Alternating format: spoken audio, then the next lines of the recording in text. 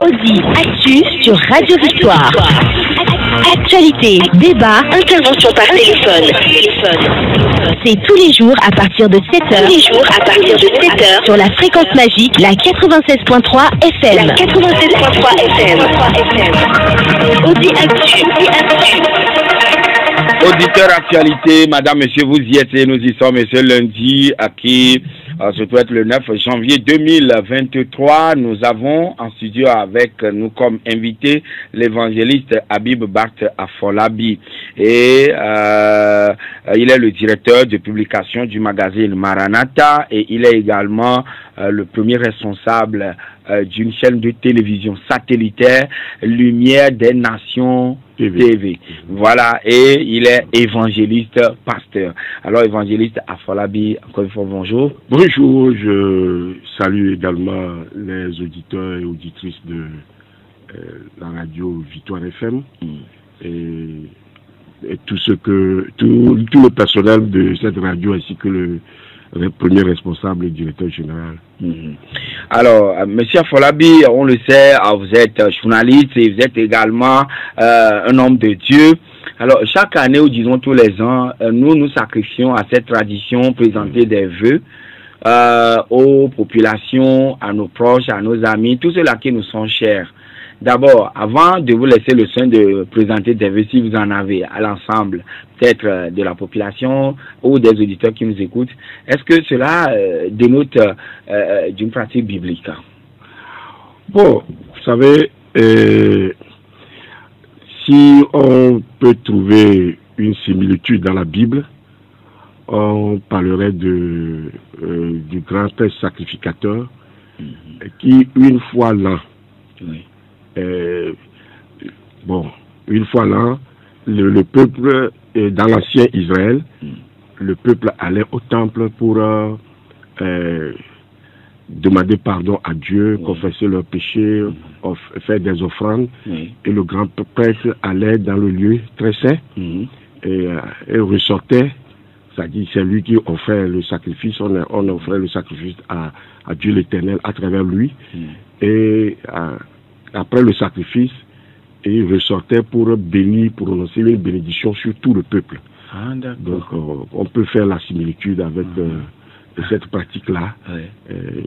Donc, avant la destruction du temple, après Jésus, donc cela se faisait. Cela se faisait.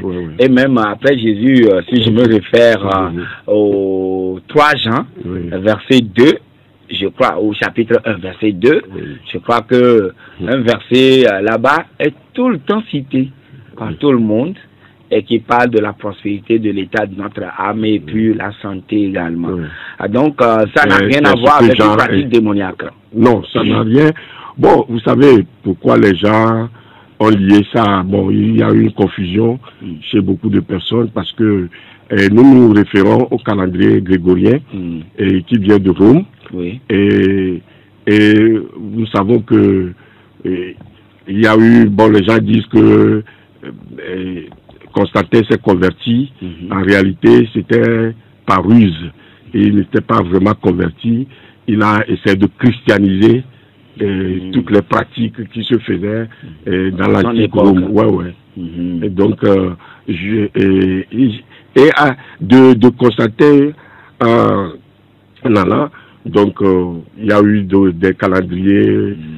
Plusieurs calendriers. D'ailleurs, on le remarque, si nous prenons par exemple la fête de Noël, qui est célébrée, qui a d'ailleurs été initiée par Constantin, comme vous le dites, je crois bien, soutenu aussi par Alexandre le Grand. Alors, tout ça là, il célèbre la Noël le 25 décembre. Mais, au niveau des orthodoxes, c'est le 6 janvier.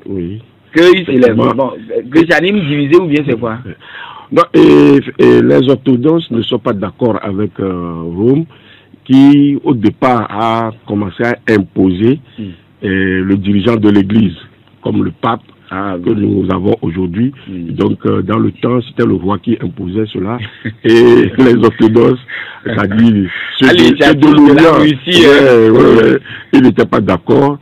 Et donc voilà, c'est pourquoi il y a eu cette scission-là entre l'église orthodoxe et l'église catholique dans le temps. Ah oui, mais donc finalement, la Russie et l'Europe, leur division ne date pas d'hier. Non. Ça ne date pas d'aujourd'hui. Ah oui, ça ne date pas d'aujourd'hui. Ah d'accord. Maintenant, quand eux, la dernière fois, on l'a vu à la télé, malgré qu'ils soient en guerre, eux tous là-bas, Russie, Ukraine, mais qu'ils soient en Grèce, en Ukraine, les pays baltes, Russie, tout ça, ils ont célébré aussi avec force, malgré tout, la fête de Noël chez eux là-bas, le 6 janvier. Oui, bon, vous savez, il peut y avoir de fêtes, mais on doit toujours penser à Dieu. Mais il faut aussi savoir que Jésus n'est pas né le 25 décembre. C'est ce que nous devons... Ni le 6 janvier. Ni le 6 janvier. Mais des gens ont choisi une date, par consensus, ils ont choisi une date pour célébrer la naissance du Sauveur de l'humanité. Ah, donc c'est ce qui s'est passé. Oui, ah, donc nous devons le comprendre. Donc les Romains ont choisi le 25, ils ont choisi le 6 janvier, le 27 décembre, ils ont choisi le 6 janvier. Ils ont laissé les Romains célébrer la leur. Ils ont aussi choisi. C'est comme au Togo, on peut choisir aussi une date comme ça, pour se rappeler de la naissance de notre Sauveur et commencer à célébrer. Ah oui.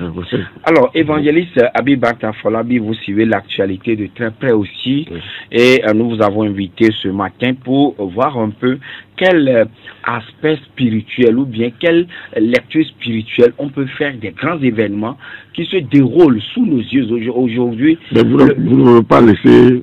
Ah d'accord, présentez vos vœux. Voilà, ça c'est un oubli. En tout cas, nous sommes dans une nouvelle année, et je crois que chacun est entré dans cette année avec joie, et que cette joie demeure.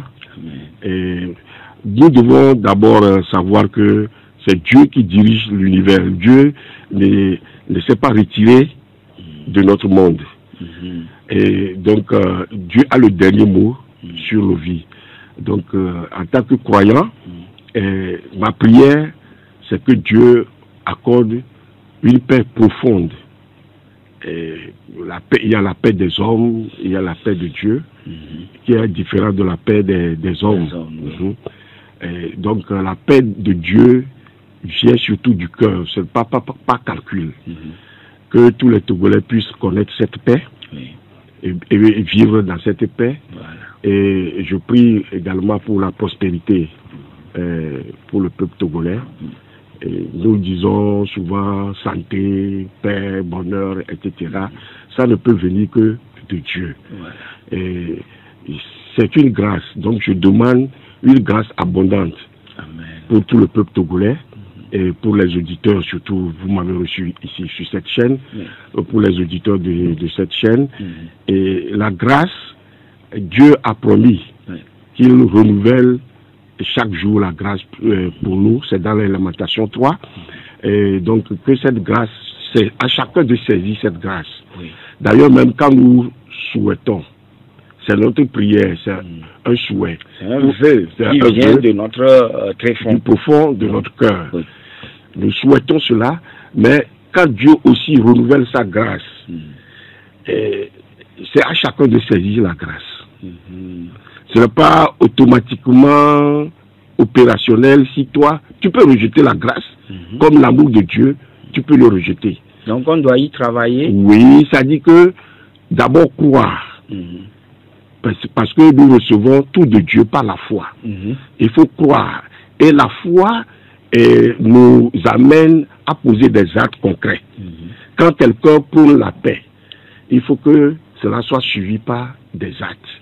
Donc quand on te souhaite la paix, il faut agir en conséquence. Quand on te souhaite une bonne santé, il faut se comporter pour garantir cette santé à soi. Ne pas se livrer à n'importe quoi. Par exemple, un ivrogne, quand on lui souhaite la paix, il doit savoir que, quand on lui souhaite la santé, il doit savoir que il doit arrêter tout ce qui peut détruire sa santé, sa vie. Un fumeur, etc. Donc, je crois que si tous les Togolais peuvent comprendre cela, ce serait un mieux vivre au Togo. Oui, mais donc cela ne doit pas se faire avec hypocrisie. Non, non, non, non. Le vœu doit venir d'un cœur sincère. Et je crois que c'est comme je viens de le dire, le vœu, le souhait de fin d'année, c'est une prière que nous adressons à Dieu en faveur de la personne qui doit bénéficier cela. À qui nous nous adressons. Voilà. Donc c'est une prière qui vient du cœur sincère. Et ça ne doit pas être une récitation. Oui, comme c'est rentré dans nos habitudes, c'est devenu un folklore, la coutume, tout ça. Non, ça doit être sincère. Et ce faisant, voilà, nous sommes en début d'année. Alors, monsieur Folabi, que faut-il faire pour que l'année soit bonne et belle à tout le monde et fructueuse d'ailleurs à chacun de nous? Que faire? En tout cas, moi j'ai reçu une révélation et nous disons nouvelle année. J'espère que ce n'est pas une mauvaise nouvelle. Hein? Non, ce n'est pas une mauvaise nouvelle. Je ne suis pas un prophète de malheur. Ah, d'accord. Nous insistons tellement qu'il faut au moins. La révélation que j'ai reçue, c'est que nous disons une nouvelle année, mais Dieu dit c'est une nouvelle ère. Et que la tempête est à la porte. Mais il serait dans la tempête avec tous ses enfants. Amen. Oui, avec tous ceux qui le connaissent. Et il y aura une tempête. Oui, quand on parle de tempête, quand Dieu parle de tempête ici, il s'agit de crises, il s'agit de bouleversements, il s'agit de difficultés de la vie. Et bon, je crois que nous devons en être conscients. Nous venons de traverser une crise sanitaire mondiale et bon, vous voyez la guerre en Ukraine avec ses conséquences. Moi, j'ai cru immédiatement à cette révélation et compte tenu des problèmes de l'actualité. Vous voyez la guerre en Ukraine et Russie et c'est fort possible que nous rentrions dans une période de famine mondiale et de crise monétaire, financière, mondiale. Donc, quand Dieu parle de tempête, ça se réfère à cela. Ce n'est pas les ouragans, un vent impétueux qui va souffler, non, ce n'est pas ça. Mais vous l'avez dit, Dieu sera avec. Oui, c'est comme Jésus qui avait dit à ses disciples, ne craignez rien, j'ai vaincu le monde. Vous voyez. Voilà. Donc, c'est avec, si nos frères, bon, si nous sommes avec Dieu, nous serons au-dessus de la tempête. Nous serons au-dessus de toute crise. C'est le message d'espoir que Dieu m'a donné pour délivrer à son peuple. Il invite aussi à l'ensemble des auditeurs, à l'ensemble des Togolais, que nous puissions nous accrocher davantage à Dieu, afin qu'il soit avec nous. Ceux qui invoquent Dieu ne seront jamais déçus. Voilà. Alors, évangéliste Abi Barta Folabi, vous suivez l'actualité nationale et internationale aussi avec nous. On a constaté quand même que 177 jours, voilà le nombre de jours que les 46 soldats ivoiriens ont été détenus à Bamako. Ils ont été libérés samedi après une grâce présidentielle et c'était le vendredi 6 janvier. Alors, ils ont transité, en tout cas fait escale à Lomé puis rallier la Côte d'Ivoire. Quelle lecture on peut faire de tout cela, puisque personne n'a gagné, personne n'a vaincu, personne n'a été perdant, personne n'a été vainqueur dans cette histoire-là? En tout cas, à mon avis, il y a eu un gagnant, il y a eu un vainqueur. Le vainqueur, c'est celui qui s'est pardonné.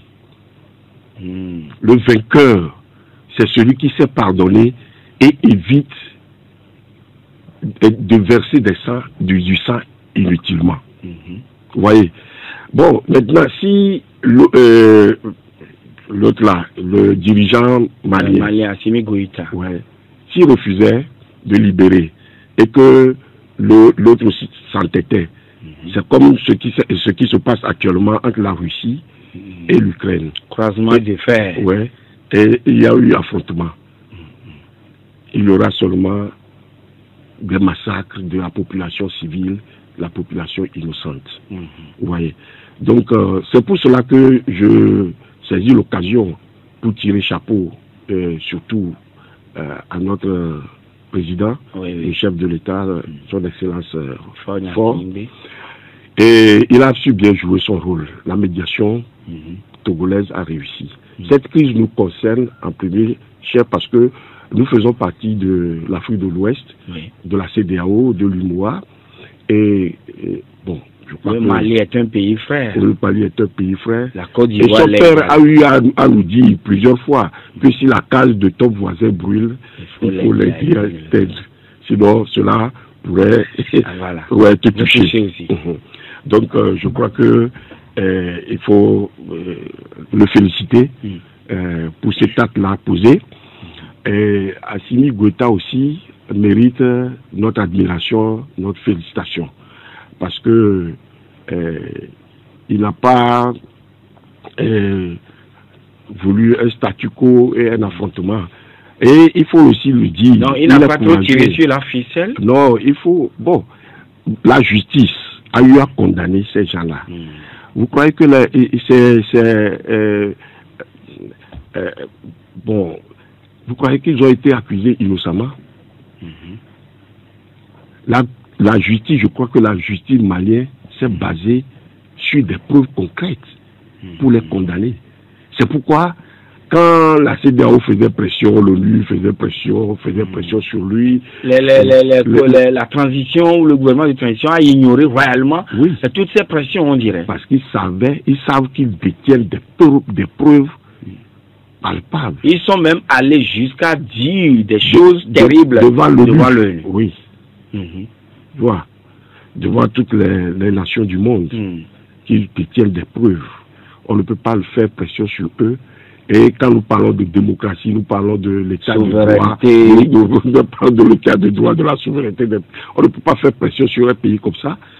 Mais le seul recours, c'est la grâce pour la paix. Donc, c'est quelqu'un qui cherche la paix. Et c'est pour cela qu'il mérite nos félicitations.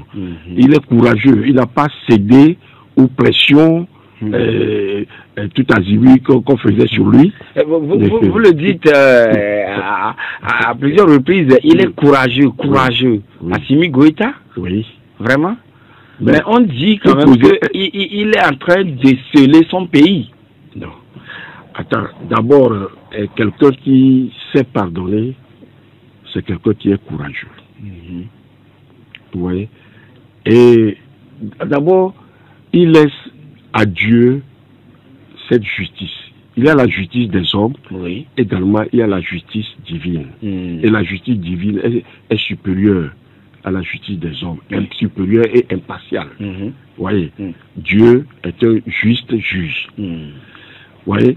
Donc, ces deux pays frères, je ne sais pas pourquoi un pays frère... Et le président Alassane, quand il recevait les gens en direct la dernière fois sur leur télévision, la nuit profonde, il disait qu'on a 1 200 000 Maliens sur le territoire ivoirien. Oui, mais je crois qu'il n'a pas... 1 million, bien 2 millions, quelque chose, 2 millions et plus, je crois. Bon, presque les deux pays parlent la même langue. Donc, c'est deux pays frères, ils doivent s'entendre. Donc, il ne devrait pas exister des inimitiés entre les deux pays, en fait. Non. Alors, voilà que aujourd'hui, les 49 militaires sont libérés, graciés, pardon, les 46 sont libérés. Ils sont chez eux maintenant en famille, mais ce qu'on a constaté à Assimi Goïta, ils n'ont pas arrêté d'autres militaires, mais ce sont les Ivoiriens qu'ils ont arrêtés. Pour tout ce que nous savons déjà, c'est-à-dire l'accusation portée, les grèves portées contre eux. Mais est-ce que ça va servir de leçon maintenant à tous les autres pays s'ils doivent envoyer des contingents sur le sol malien? Oui, c'est une leçon pour tout le monde.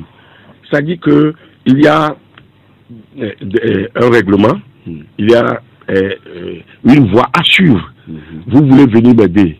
Et si je suis en difficulté, vous voulez venir m'aider, vous devez m'informer avant de venir.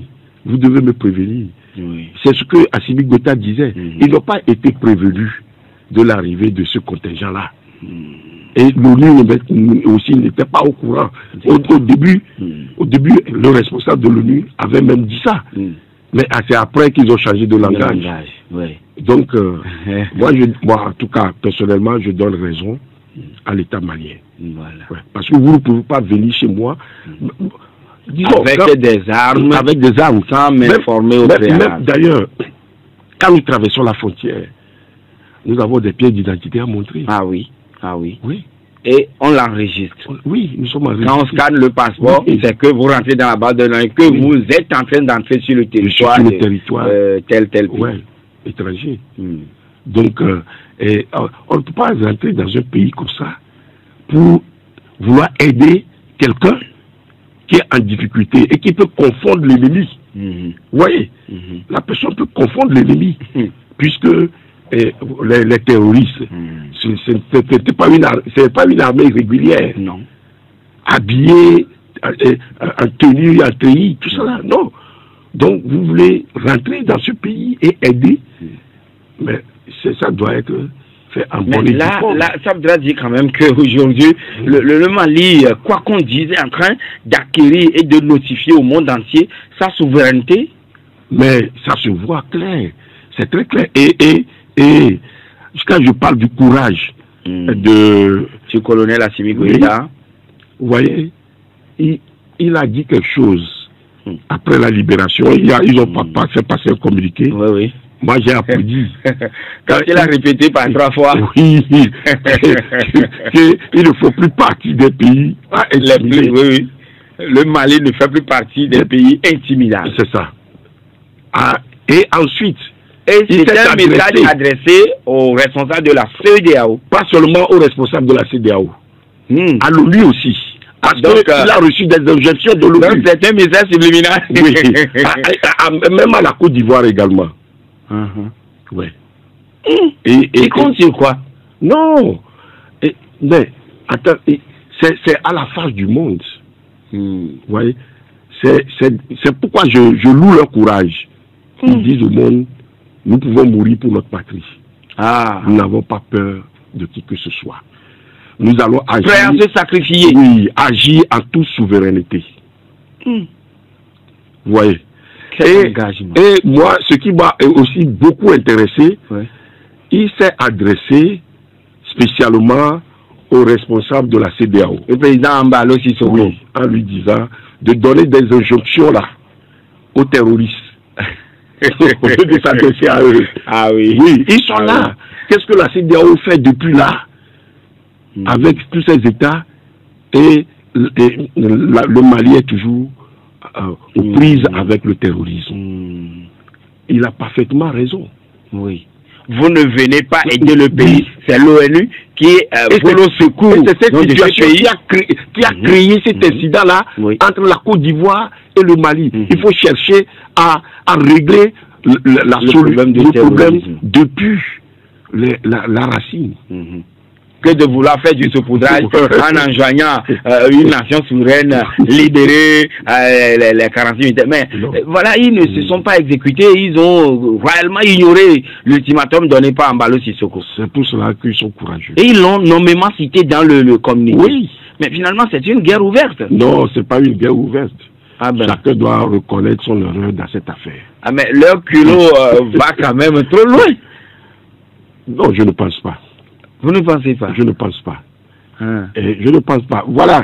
Et la France agit en paternalisme avec tous les pays francophones, tout ça. Ils l'ont dit clairement, ils l'ont fait signifier clairement à la France. Nous sommes libres de décider de nos partenaires. Oui, de nos partenaires. Et nous avons choisi la Russie maintenant pour nous aider. Nous ne sommes plus sous vos dictats. Donc, je crois que c'est un précédent pour l'Afrique. Et si les Africains peuvent un peu étudier ce qui se passe. S'inspirer donc de ce qui se passe là-bas au Mali. Oui, et dégager de toute domination étrangère. Je crois que l'Afrique serait libre. Nous allons devoir marquer la pause et on revient dans quelques minutes. Aussi actu, du lundi au vendredi de 7h à 8h20 sur Victoire FM. Sur Victoire FM, Victoire FM, Victoire FM. Retour en studio, madame, monsieur, pour la suite du débat avec notre invité évangéliste Abibat Afolabi, qui est journaliste et directeur de publication du magazine Maranatha, et nous décryptons l'actualité, surtout la libération des 46 militaires ivoiriens détenus à Bamako pendant 177 jours, autrement près de 7 mois. Alors, quelle leçon nous pouvons tirer de tout ce qui s'est passé là-bas, nous, peuple togolais, à partir du chef de l'État qui a été le médiateur numéro 1 dans ce dossier? Oui, comme je l'ai dit au départ, c'est celui qui pardonne, qui laisse tomber, qui est le vainqueur, qui est le plus fort. Et nous voyons aussi, ça dit qu'il cherche la paix. Et nous voyons, vous savez que l'homme a péché contre Dieu, mais c'est Dieu qui a fait le pas nécessaire pour la réconciliation. C'est nous qui l'avons offensé. Oui. Mais c'est lui, il a encore fait le pas. Et il a même fait le sac, il a pourvu même au sacrifice pour le rachat de l'homme. Vous voyez? Donc dans cette situation, c'est celui qui pardonne qui est le plus fort.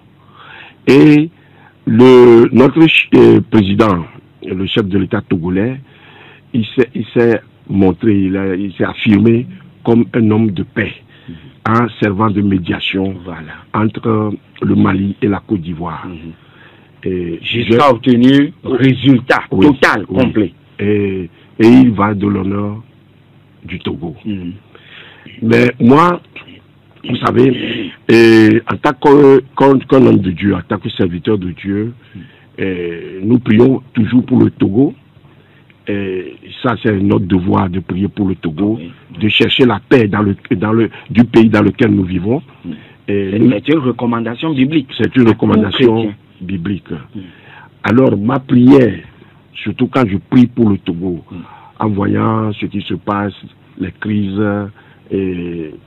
entre le pouvoir et l'opposition, tout ce qui se passe au Togo, ma prière, c'est qu'il y ait au Togo un jour, une journée qu'on décrète, une journée nationale de repentance, de pardon et de réconciliation. Ah bon? Oui. Une journée nationale de repentance, de réconciliation, de pardon et de réconciliation. Ah. À l'instar de la journée de remerciement à Dieu, de reconnaissance à Dieu qu'on célèbre à la fin de chaque année, qu'il y ait aussi une journée de repentance, de pardon et de réconciliation. Pourquoi faire? Là, les prisonniers politiques sont libérés. On leur accorde une grâce, comme l'a fait Assimi Goïta. Ah oui, et le chef de l'État s'est battu pour que on puisse gracier les militaires détenus là-bas, qui ont été jugés, puis condamnés lourdement. Il faut le dire. Oui. Et on puisse aussi gracier des gens qui ont fui le pays. Les amnistiés. Oui.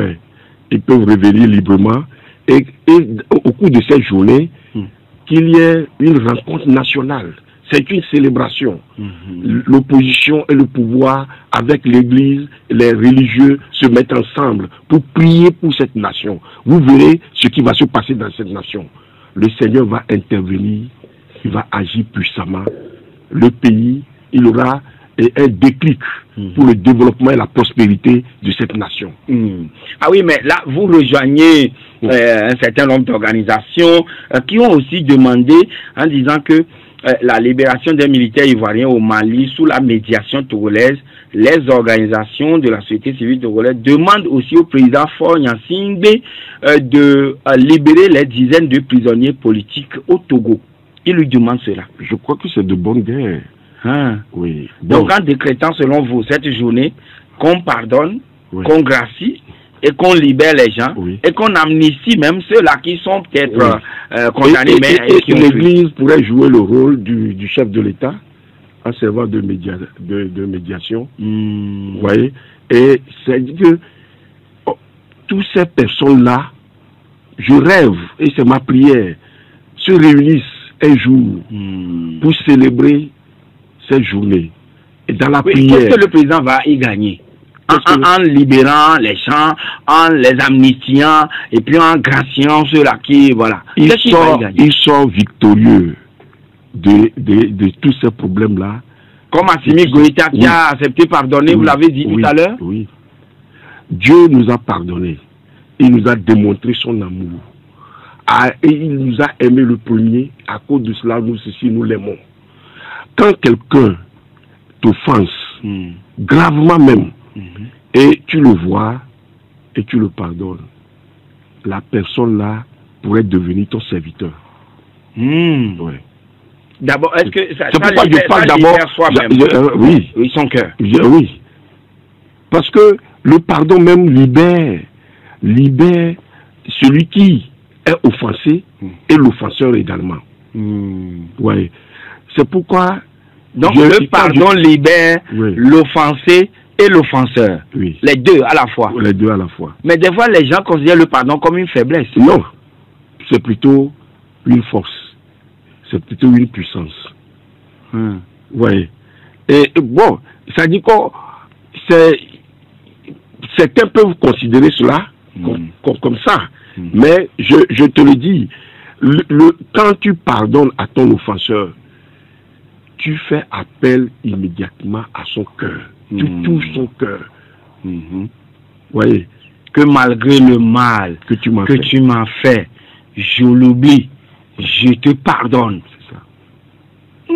Disons, par exemple, les journalistes qui vont dépeindre quelqu'un en noir, vont le critiquer, et au lieu que la personne porte plainte pour diffamation, la personne dit, peut-être, si tu n'écrivais pas sur moi, tu ne pourrais pas manger à la maison, continue, je te pardonne. Peut appeler la personne pour lui dire, voilà, je te pardonne. Tu m'as fait telle chose, mais je te pardonne. Je pourrais t'amener devant les tribunaux, mais je te pardonne. Mais vous croyez que le journaliste va continuer Non, à l'attaquer ou à le diffamer, non. Et c'est en cela vous disiez ça tout à l'heure que la guerre, ça évite le conflit, le pardon. Et en cela vous aviez même dit tout à l'heure, laissez entendre que quand vous pardonnez à votre offenseur, il risque de devenir votre serviteur. Effectivement. Ou ami pour la vie. Oui, effectivement. Effectivement. Alors, mais c'est un message que vous adressez au chef d'État, en commençant par le président togolais. Oui, je me rappelle ce que son papa avait dit un jour quand il avait dit qu'on avait tiré sur lui. Oui, il avait pris le pouvoir. Quelqu'un comme ça. Oui. Et qu'il invitait la personne à venir déjeuner avec lui. Oui. Mettez-vous à la place de cette personne-là. C'est très difficile. Vous avez tiré à bout portant. Je crois que lui aussi pourrait faire la même chose. Donc, son papa a laissé un bon exemple. En tout cas, les organisations de la société civile, les partis politiques, le cri à tue-tête, que monsieur le président, on a des prisonniers politiques, des choses, etc., tel qu'il a bataillé dur, avec une implication très, très, très forte pour que les 46 militaires soient libérés certainement. Il doit le faire aussi en interne pour que le calme, la paix, la sérénité reviennent. Et vous avez dit tout à l'heure, si tout ce beau monde-là, ceux qui sont à l'extérieur, ceux qui sont dans les prisons, ils se retrouvent ensemble avec lui. Oui. Est-ce que c'est... nous avons le palais de congrès, de Kara, de Lomé, et nous avons le stade, l'église avec les religieux. Nous pouvons nous réunir ensemble et là, prier ensemble dans le même esprit. Puisque vous avez dit, il faudrait que l'église soit à la manette. Oui. Et c'est l'église qui doit commencer par prier pour ça là. Oui.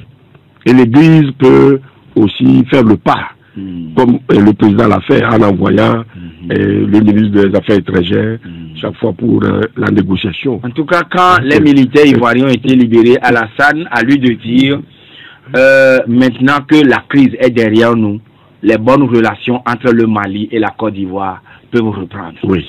Il a dit. C'est ça. Clairement. Donc, après le pardon, il y a toujours des actes forts. Des actes forts. 92 02 80 63 99 70 70 90. Vous voulez participer au débat? Alors vous êtes le bienvenu. Maintenant, on attend. Est-ce que la Russie et l'Ukraine peuvent aussi se pardonner? Bon, tu sais, la dernière fois... oui, la dernière fois, la Russie a voulu cesser le feu. L'Ukraine n'a pas voulu, avec les pays occidentaux. Ils n'ont pas voulu. Mais pourquoi? Parce que l'Ukraine cherche à libérer les terres occupées par la Russie. Voilà. Et je ne crois pas que la fin de cette guerre, c'est pour bientôt. Là, le monde aura encore à en pâtir. Hein? Oui. Alors, Sylvain a une question. Il voudra participer aussi au débat. Oui. Sylvain, bonjour. Oui, Jachin, bonjour. Oui. Je salue l'invité aussi. Je vous salue aussi. Oui, et franchement, c'est ce qu'il fallait faire depuis. Parce que c'est un monsieur qui débarque au Mali, soi-disant sauver le Mali. C'est ce qu'il fallait faire pour le libérer. C'est pas la force. Donc, les négociations, la diplomatie? Oui, il fallait la diplomatie. Depuis, pour que ces monsieur, ces mercenaires soient libérés. C'était des mercenaires. Ça, franchement, il faut qu'on soit franc. Et puis, j'apprécie l'intervention de Maïga. Le Mali ne figure plus sur la liste des pays intimidables.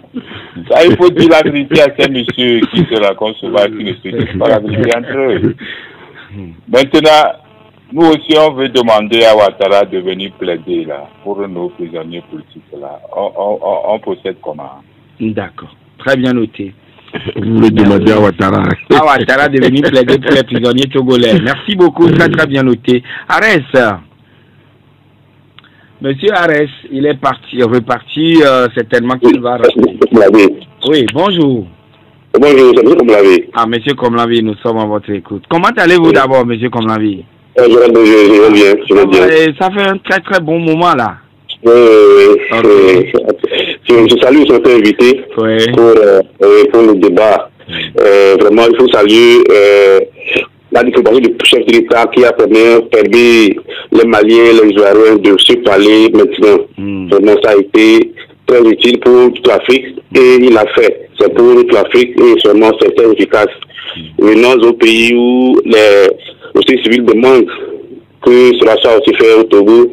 Je pense que les sociétés civiles aussi, c'est une bonne chose qu'ils demandent, mais qu'ils commencent à reconnaître aussi peut-être les torts de ceux qui sont en prison politiquement, et comme ça va avoir confiance au chef de l'État pour dire, si on connaît déjà que ceux qui sont arrêtés, ils ont fait des actes qui ne sont pas bons, là aujourd'hui je peux les libérer aussi. Je pense que ça sera aussi une manière de rassurer le chef de l'État que les ceux qui sont en engagement, ils connaissent que ce qu'on a arrêté, ils ont fait des choses qui ne sont pas bonnes, mais maintenant je peux les bâtir. Je peux les critiquer des fois que ce n'est pas bon, que c'est politique, tout ça là. Donc je pense qu'on peut les rassurer, et puis aussi le faire comme Ouattara a fait au Mali. C'est ma contribution pour l'avancement. Merci beaucoup, cher ami Komlavi. Monsieur Gado? Bonjour. Allô, bonjour. Oui. Bon, bonjour à votre invité. Oui, bonjour. Bon, je voulais lui demander s'il peut m'expliquer le rôle trouble du président Embargo, ou bien quoi, je ne sais pas comment l'appeler, le président de la CEDEAO là. Oui, mais il a voulu saboter le dialogue du président avec le Mali. Tantôt, il convoque des réunions à New York. Mais non, mais est-ce que c'est un président posant même? Le président plus intelligent que ce monsieur. Merci, bonne journée. Oui, bien noté, monsieur Gado. Alors, Senghor, bonjour. Je sais comment vous allez. Oui, je vais bien. Et vous? Oh, par la grâce.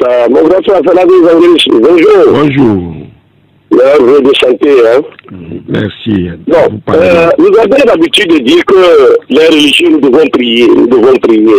Mais est-ce que ce n'est pas la prière, les actes là qui comptent, monsieur l'évangéliste? Deuxième point. Bon, et aujourd'hui, c'est vrai, nous devons saluer le président Paul Sindé, parce qu'il est en train d'emboîter le pas de son père, où papa a démarré avec la même essai d'éteindre le feu dans le pays, on le voit très bien. Bon, maintenant, C'est-à-dire qu'avant qu'un certain évangéliste dise nous concrètement le pont bien, maintenant nous avons des gens qui ont parlé pour le pays, pour que le pays avance.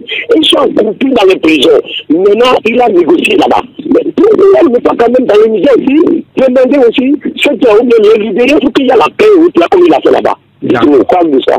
Ok, très bien noté. Et nous accueillons Papa Sibiti pour boucler. Papa Sibiti, bonjour. Bonjour, mon directeur. Oui. Bonjour, mon grand révérend. Oui, bonjour, papa. Oui, bonjour, papa. Moi, ce que je voudrais dire, il faut poser des actes éducatifs. Qu'est-ce qui conduit les gens en prison? Il faut poser notre patron, mon fils est là-bas pour l'ami. Il faut tout faire pour ne pas aller en prison et ne pas dire « Ah, si je savais ». Parce que M. Joachim là-bas, pourquoi on n'est pas venu vous prendre? Pourquoi on n'est pas venu nous prendre? Faisons ça pour qu'on puisse, le président ou bien les fautifs, il faut aussi, eux, ils vont passer pour pardonner. Pour le Mali, ces gens-là, ils ont bien dit, pourquoi ne pas donner des ultimatums aux djihadistes? Vous savez, ils viennent. Ce n'est pas au chef d'État qu'il faut donner des ultimatums. Merci beaucoup. Merci, Papa Sibiti. Oui, mais à écouter Alassane Ouattara, le président ivoirien, dans son speech, il y avait une sorte de raillerie là, en disant que je souhaite que vous gagnez le terrorisme, que vous fassiez ceci pour pouvoir organiser les élections l'année prochaine comme acté, etc., etc. Mais ça veut dire que la Côte d'Ivoire est à l'abri du terrorisme et donc il faut se moquer de l'autre qui subit. Est-ce que le Togo a jamais pensé qu'on serait attaqué? Non, vous savez, le terrorisme, aucun pays n'est aujourd'hui à l'abri du terrorisme. Quand ça a commencé avec le Mali, le Togo ne passait pas. Que le nord serait, la région septentrionale serait un jour attaquée. Et la Côte d'Ivoire même, au cœur même de la Côte d'Ivoire, au sud, Grand Bassam, tout récemment, ils ont jugé cela. Donc, et sa partie septentrionale aussi avait été touchée par 2 fois. Oui. Et je crois ce président oublie que il partage les mêmes frontières avec le Mali. Donc, en tout cas, la sécurité 100% n'existe pas. Mais quand même, Papa Sibiti exhortait tout à l'heure, il disait quand même que c'est bien ce que les Maliens ont dit. En demandant à Mbalo, il faut plutôt donner l'ultimatum aux terroristes que de donner des ultimatums au chef d'État. En fait, la junte au Mali n'a versé, il n'y a pas eu effusion de sang avant qu'il n'accède au pouvoir. Effectivement. Alors, il demande quand même qu'on puisse combattre collégialement le terrorisme au Sahel. Oui, je crois, bon, qu'est-ce qui a mené les militaires à prendre le pouvoir au Mali? C'est le terrorisme. Ils n'ont pas voulu prendre le pouvoir parce que ça marchait. C'est eux qui étaient au fond. Et c'est eux qui subissaient le martyre. Donc, ils ont vu que ils peuvent, en prenant le pouvoir, prendre les décisions idoines pour pouvoir éradiquer le terrorisme. Ou combattre efficacement donc cette nébuleuse. Oui. Alors, la population les a soutenus. Nous avons vu, tout le peuple s'était levé derrière eux. Et en suivant la chaîne de télévision malienne, ils ont encore annoncé un grand événement pour la 2e fois, et ce serait le 24 janvier ou bien 22 janvier, quelque chose comme ça, pour affirmer encore leur souveraineté et le fait de se retrouver tout autour de la junte. Évidemment. Ah d'accord, mais il faut tout faire pour éviter la prison, a dit Papa Sibiti. Oui, évidemment. Quand je parlais d'une journée nationale, ça c'est mon souhait, ma prière, une journée nationale, j'ai dit journée nationale de repentance. Repentance. Ça ne s'adresse pas seulement même aux prisonniers. Il y a des gens qui ont commis des actes pires, mais n'ont pas... des actes pires, mais qui ne sont pas derrière les barreaux. Derrière les barreaux. Que chacun fasse acte de contrition devant Dieu. Et également que quand je parle de repentance aussi, ça s'adresse aux prisonniers, parce que s'ils reconnaissent leurs erreurs, ils peuvent demander publiquement pardon au peuple togolais. Et nous sommes condamnés à nous pardonner les uns les autres pour pouvoir vivre en paix. Voilà. Donc le pardon débouche sur la réconciliation. Voilà ce que... Et c'est ce que M. Komlambi aussi dit. La diplomatie, elle a été très efficace de la part du chef de l'État, c'est bien, mais pour les gens qui sont dans les prisons au Togo, ils estiment quand même qu'il faudrait qu'ils reconnaissent, comme vous le dites, leur tort, et que les organisations de la société civile aussi les aident à reconnaître les torts causés et qu'ils ne fassent pas le bis repetita. Effectivement, je dis, si ceux qui sont en prison, ils reconnaissent leur tort, ils peuvent demander pardon publiquement, mais il y a aussi peut-être parmi eux, je dis bien peut-être parmi eux, ceux qui sont condamnés injustement, que ceux qui les ont condamnés injustement aussi puissent se repentir. Voilà tout ce que moi je suis en train de dire. En tout cas, cela va rappeler le chef de l'État va déposer l'acte, comme l'auditeur l'a dit.